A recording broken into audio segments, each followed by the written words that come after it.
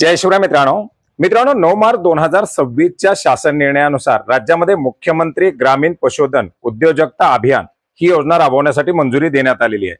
या योजनेच्या अंतर्गत आपण जर पाहिलं तर राज्यामध्ये इतर जे काही योजना छोट्या मोठ्या राबवल्या जात होत्या, जिल्हास्तरीय नाविन्यपूर्ण योजना, राज्यस्तरीय नाविन्यपूर्ण योजना किंवा राज्य शासनाच्या इतरही योजना, या सर्व योजना काही त्याच्यामधील बंद करून काही योजनांमध्ये सुधार करून एक छत्री योजना राबवायला मंजुरी दिलेली आहे, मुख्यमंत्री ग्रामीण पशुधन उद्योजकता अभियान।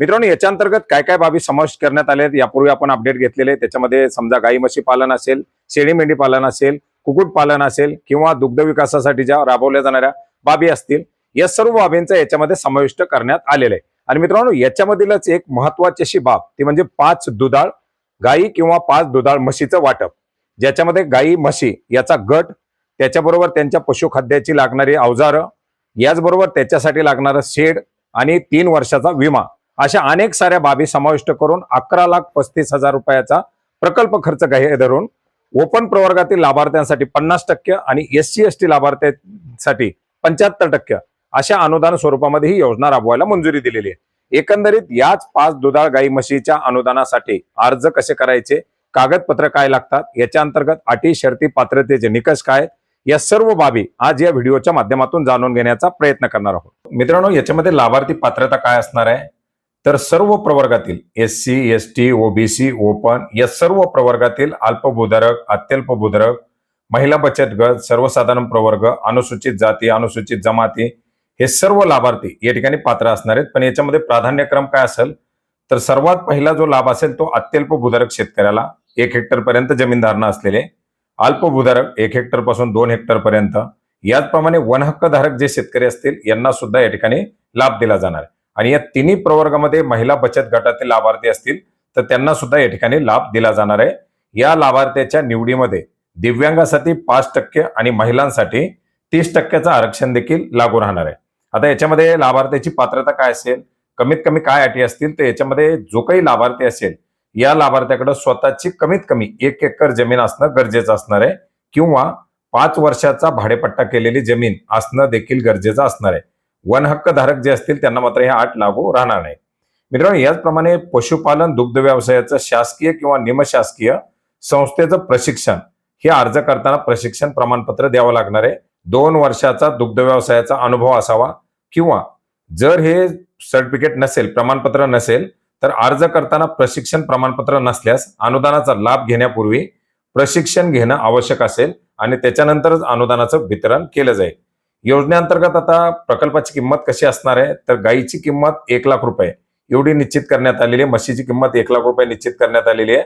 5 गायी किंवा 5 म्हशी याची किंमत 5 लाख रुपये, त्यांचा विमा 60,180 रुपये, असा एकूण गटाची किंमत असणार आहे 5,60,180 रुपये। या गायी म्हशीसाठी शेडची निर्मिती करण्यासाठी त्याची किंमत असणार आहे 3 लाख रुपये, म्हणजे गाई गोट्यासाठी 3 लाख रुपये। कडबा कुट्टी यंत्र, फॉगिंग मशीन, खाद्य पाण्याची भांडी, मिल्किंग मशीन, दूध कॅन, फवारणी यंत्र, सोलर 3 किलोवॅट पर्यंतचा अशी जी काही साधन सामग्री, याच्यासाठी साधारणपणे 2,75,000 रुपयाचा प्रकल्प खर्च, असा एकूण 11,35,180 रुपये एवढा प्रकल्प खर्च या 5 गाई म्हशीसाठी धरला जाणार आहे। आता याच्यामध्ये अनुदान किती दिलं जाणार तर याच्यामध्ये 2 प्रवर्गात, सर्वसाधारण प्रवर्गामध्ये 50%, 50% म्हणजे 5,67,590 रुपये आणि तेवढाच ही जी काही रक्कम असेल ती लाभार्थ्याला स्वहिस्सा म्हणून उभा करावा लागणार आहे।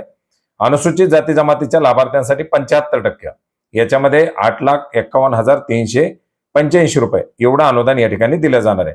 हे अनुदान सुद्धा 2 टप्प्यात दिलं जाणार आहे। अनुदानाच्या 50% पहिल्या टप्प्यात अनुदान लाभार्थ्यांना शेड निर्मिती तसेच साधन सामग्री खरेदी केल्यानंतर, आणि दुसरा जो टप्पा असेल ते 50% अनुदान प्रत्यक्ष जनावरांची खरेदी केल्यानंतर हे अनुदान दिलं जाणार आहे। आता या योजनेसाठी कागदपत्र काय लागतील तर जमिनीची मालकी, ज्याच्यामध्ये लाभार्थ्याच्या नावावरची जमिनीचा 7/12 अट लागणार आहे। जर 5 वर्षाचा भाडेपट्टा करार असेल तो भाडेपट्टा करार लागणार आहे। वन हक्क जमीन धारकासाठी 7/12 उतार्यावरती इतर अधिकारमध्ये नोंद किंवा जिल्हाधिकारी यांच्याकडून अनुसूचित जे प्रमाणपत्र या ठिकाणी लागणार आहे। पशुपालन दुग्ध व्यवसायाचं शासकीय निमशासकीय संस्थेचं प्रशिक्षणाचं प्रमाणपत्र किंवा दूध संस्थेस किमान 2 वर्षापासून दूध विक्री करत असल्याबाबतचं दूध संस्थेचं प्रमाणपत्र, अशा प्रकारचे एक प्रमाणपत्र या ठिकाणी लागणार आहे। दिव्यांग असेल तर UDID प्रमाणपत्र लागेल, बचत गटाचे सदस्य असतील महिला तर बचत गटाचं प्रमाणपत्र लागणार आहे. याच्यामध्ये अटी शर्ती काय आहेत तर किमान 10 ते 12 लिटर दूध उत्पादन देणाऱ्या एचएफ जर्सी संकरित गाई किंवा प्रतिदिन 8 ते 10 लिटर दूध देणाऱ्या गीर, सहिवाल, रेड, सिंधी, राठी, थारपारकर किंवा प्रतिदिन 5 ते 7 लिटर दूध देणाऱ्या स्थानिक प्रजातीचे जे काही गायी असतील, म्हशी असतील, याचं या ठिकाणी वाटप केलं जाणार आहे. आणि वाटप करावयाची जनावरं ही शक्यतो 1-2 महिन्यापूर्वी वेलेली किंवा दुसऱ्या तिसऱ्या वेतातील असावीत. अशा प्रकारची जनावरं याच्या अंतर्गत खरेदी करता येणार आहेत. पात्र लाभार्थ्यांनी त्यांची निवड झाल्यानंतर जिल्हा उपयुक्त पशुसंवर्धन व दुग्ध व्यवसाय यांनी कळवलेल्या दिनांकापर्यंत म्हणजेच 1 महिन्याच्या कालावधीमध्ये लाभार्थ्यांना शेड निर्मिती आणि साधन सामुग्रीची खरेदी करणं गरजेचं आहे. ती साधन सामग्री खरेदी केल्यानंतर 50% अनुदान आणि पुढे पशुची खरेदी केल्यानंतर 50% अनुदान हे या ठिकाणी दिलं जाणार आहे. याच्या व्यतिरिक्त सुद्धा काही महत्वाच्या अशा अटी शर्ती की पुढे कशा प्रकारे त्याचा लाभ घेणं गरजेचं आहे.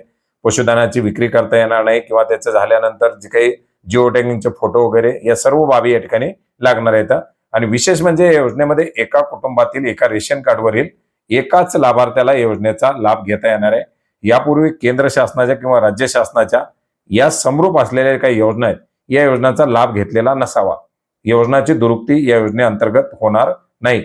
आता याच्यामध्ये मग लाभ कसा दिला जाणार आहे तर याच्या अंतर्गत काय की चालू प्रत्येक वर्षाच्या अंतर्गत हे पशुसंवर्धन विभागाच्या माध्यमातून अर्ज मागवले जातील. दुधाळ गाई म्हशी योजनेअंतर्गत लाभार्थ्याच्या निवडीसाठी आयुक्त पशुसंवर्धन व दुग्ध व्यवसाय महाराष्ट्राचे पुणे हे या ठिकाणी वेळापत्रकाची आखणी करून ऑनलाईन पद्धतीने पोर्टलवरून अर्ज मागवतील. आलेले अर्ज छाननी केले जातील. त्याची जर जास्त अर्ज आले तर लॉटरी पद्धतीने निवड केली जाईल आणि याच्या अंतर्गत पात्र होणाऱ्या लाभार्थ्यांना पुढे याच्या अनुदानाच्या प्रक्रिया दिल्या जातील. दुधाळ गाई म्हशी वाटप योजनेसाठी लाभार्थी निवडीसाठी दरवर्षी अर्ज मागवण्यात येतील. परंतु जर गेल्या वर्षीमधील काही अर्ज शिल्लक राहिलेले असतील तर त्या अर्जांना प्राधान्य देण्यात येईल. अशा प्रकारच्या काही अटी शर्ती सुद्धा GRच्या माध्यमातून देण्यात आलेल्या आहेत. मित्रांनो, आता नवीन वर्ष म्हणजे एप्रिल 2026 नंतर पशुसंवर्धन विभागाच्या माध्यमातून याच्यासाठीच्या पोर्टलच्या माध्यमातून अर्ज स्वीकारले जाणार आहेत. हे अर्ज स्वीकारण्यास सुरू झाल्यानंतर आपल्याकडून त्याचे अपडेट येईल. अर्ज कसा करायचा त्याची सर्व प्रक्रिया आपण नक्की सविस्तरपणे जाणून घेणार आहोत.